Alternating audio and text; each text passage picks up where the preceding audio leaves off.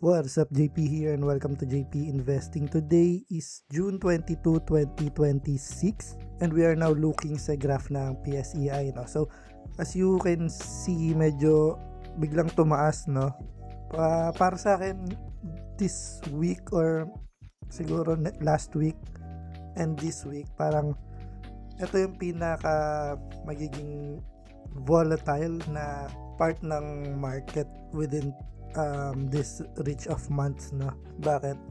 Ito kasi yung parang yung lahat ng elements na nagsusurround sa index natin or sa market natin is parang taas baba, alam nyo yun? Like yung pag-declare ni Trump ng end of war sa Iran, and then biglang yung pag-close ng Strait of Hormuz, and pag-open and kinlose na naman ulit, no, dahil dun sa pag-atake ng Israel sa nakalimutan ko anong bansa yon. So, and factor din yung sa Mirara, DMCI, no. Ayun, ang daming sumusurround sa index natin na nagko-cause ng up and down sa market, no. So, para sa akin, ito yung pinaka-volatile time, no. So, ayun, pasensya nga pala muna, no, dahil sobrang tagal natin before nakapag-upload ulit. Kasi para sa akin, nung tinitingnan ko yung market, parang wala naman masyadong interesting na nangyayari, no. Parang sobrang flat niya lang, no. Kung mag-upload man ako, parang walang kahit yung index ko or yung portfolio ko halos walang galaw. Alam niyo yun, parang ganun lang. So, ayun, punta na tayo sa ating Excel file. And so, nandito na tayo sa ating Excel file. Nasa week number 139 na tayo, which consists of June 15, 2026 hanggang June 19, 2026. Man invested, wala. Pinakahuli kong nag-invest is February pa. It's March, April, May, June. That is 4 months already. Wala, medyo tight pa sa budget sa ngayon. Pero I think makakapag-invest ako sa katapusan ng June, no? Katapusan na itong June. Sana. So, ayun. And then, dividend receive tayo ng OGP and LTG na nag-amount of 1,274.4, dalawa na to. And stocks that we bought AREIT, RFM, and ICT, no? So, para po dun sa mga, ewan ko kung na-close. Ayun, na-close ko na yun, na binenta ko na yung RFM ko several weeks. O months na nga, no? Tama ba? Ay, hindi. Weeks lang. Several weeks ago, no?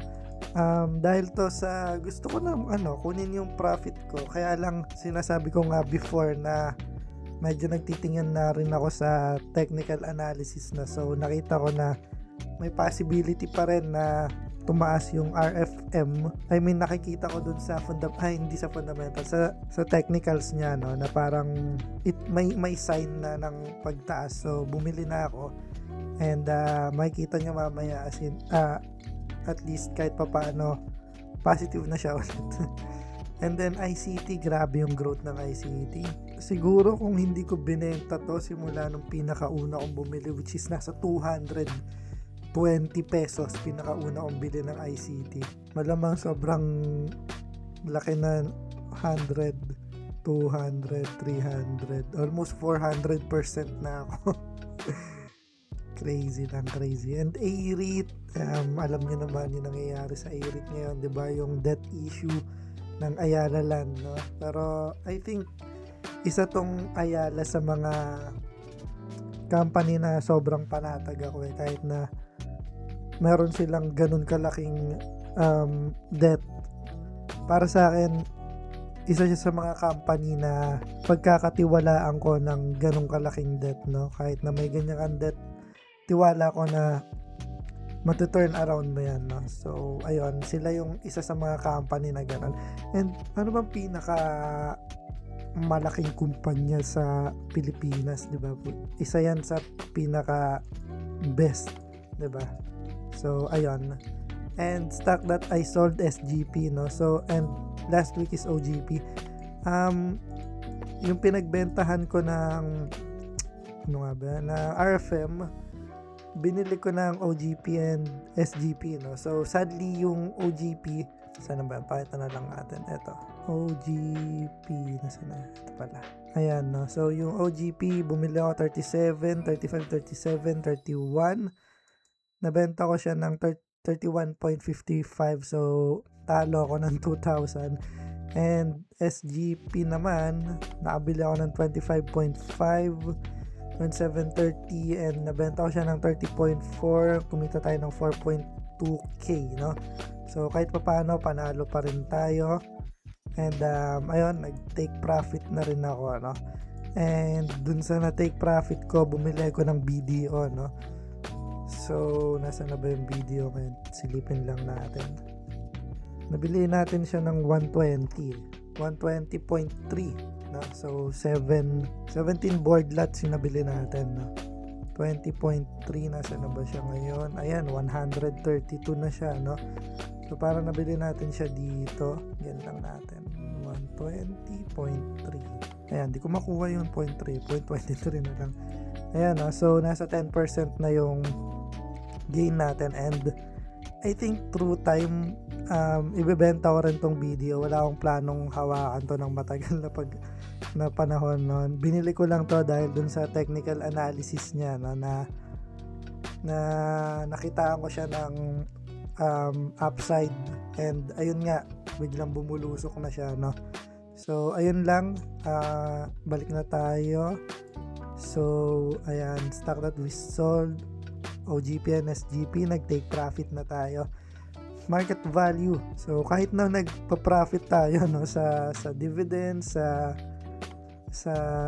ano natin, sa trades natin, no, very much flat pa rin yung ating portfolio, no. I think it was since January, February, March, April, no, to talagang flat lang siya, naglalaro lang siya ng 500,000 and below, no. Pinamataas yata 502 ba? 503, parang yun na. Ito 505, nag 505 pala siya nung February. February pa yan. I think February pa. Oo nga, no? Talagang February pa lang, sobrang sideways na. March, April, May, June. March, April, May, June, 4 months na, no? So, ayun, even though meron tayo nakukuha ng dividendo, no? Ilan na to nakukuha natin, malaki-laki na rin to, no? Tsaka nakakapag-take profit tayo. Flat pa rin dahil to dun sa ano eh, sa DMCI eh. Pag bumalik na yung DMCI tsaka Merara, ayan, I think dun natataas yung portfolio natin, no? Well, sana it's soon, no? Unrealized gain, bumaba na siya syempre dahil nag-take profit na tayo. 12,700 na lang. Total dividends that we receive is 46,158.95. Ito na po yung total dividends na na-receive natin sa pag-i-invest natin sa loob ng 3 taon. Dalawang taon, magtatatlo pa lang this December, no? And we have a total gain of 139,973.06. Ito na po yung total gains natin, sama-sama na lahat ng dividendo, yung na-take profit natin, na unrealized gain, no? And we have a total gain percentage of 39.31%, no? And we have a total money invested of 356,085 pesos. So, punta na tayo sa comparison ng ating portfolio. And so, nandito na tayo sa comparison ng ating portfolio. Ay, focus lang natin yan. Pinakahuli nating update is, shucks, mali pala, May 15, 2026, and today, or nung Fridays, June to ha, mali ito. June 19, 2026. So, A-rate mula 38.35, naging 37 na lang siya, bumaba, pero medyo tumataas na nga ito compared dun sa mga past few weeks, no. BDO, wala pa tayo BDO. Costco 7.13, naging 08. Yun pala, tumaas. And Citicorp mula 3.68, naging 3.56 na lang siya. DMCI, ito taas pa nito, 9.57, 8.14 na lang, grabe. ICT 800 pa dito, 805, naging 913 na siya. Keeper 1.93, ito parang halos wala nagbago. Ay, hindi, bumaba 1.88. LTG 15.26, bumaba na rin to, 14.5. Metrobank 65.7, naging 66 na siya. Megaworld 2.09, naging 2.03, halos walang galaw. Maynila 23.8, bumaba na to 22.4. RFM, OGP, wala na. Taas pa ng OGP dito. Saka positive pa ako dito. And Semirara, no? Semirara 26.95. Naging 25.3 na lang. And SGP, ayan, ako. Nabenta ko na SGP ko. And we have from total market value of 502,218, naging 496,676 na lang siya, no? So, excited ako para this day, no? Sabi ko sana next week kasi as you can see, ayan, no, yung Semirara, RFM, Metrobank, DMCI, sunod-sunod yung